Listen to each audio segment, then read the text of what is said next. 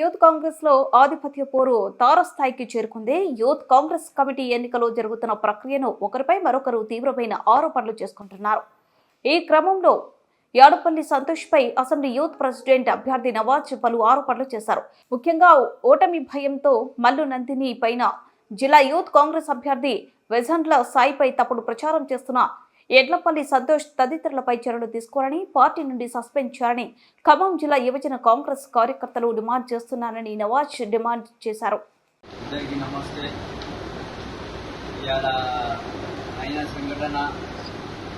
చాలా బాధాకరం. అసలు ఇష్యూ ఏంటంటే నాకు ఎడ్లపల్లి సంతోష్ ఫోన్ చేసిండు. నేను ఆ టైంలో నమాజ్లో ఉన్నా. 2-3 సార్లు ఫోన్ చేసిండు.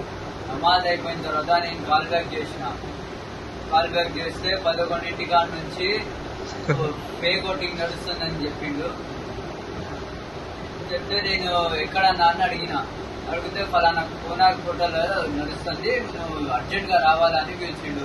ఫస్ట్ ఎక్కడున్నారన్నా అంటే కోనార్ హోటల్ దగ్గర ఉన్నా అన్నాడు. దాని తర్వాత వెనకాల బ్యాక్ సైడ్ ఆరోగ్య హాస్పిటల్ కింద సెల్లర్లో ఉన్నాడు. పోయి కలిసిన తర్వాత ఏమైందన్నా అని అడిగితే ఫస్ట్ మన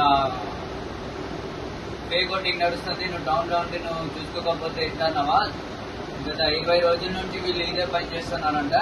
ఇప్పటికి దాదాపు 35 నుంచి 40 వేలు ఓటింగ్ చేయిస్తున్నారంట. వాళ్ళు ఏం చేస్తానన్న వాళ్ళని నాకు అడిగితే అన్న నాకైతే ఇప్పుడు దాకా అలాంటి ఇన్ఫర్మేషన్ లేదు అన్న అంటే, నీ దగ్గర ఏమైనా ప్రూఫ్ ఉందా అని అడిగినందుకు ఆయన ఏం చెప్పిండు, నా దగ్గర ప్రూఫ్ ఉన్నది, 2 ల్యాప్టాప్లు ఆల్రెడీ పోలీసు వాళ్ళు తీసుకుపోయిండు, ఫోటోస్ నా దగ్గర ఉన్నాయి ప్రూఫ్ అని చెప్పిన తర్వాత కోనార్ హోటల్ దగ్గర పోయి ఒకసారి చూడు అన్నాడు.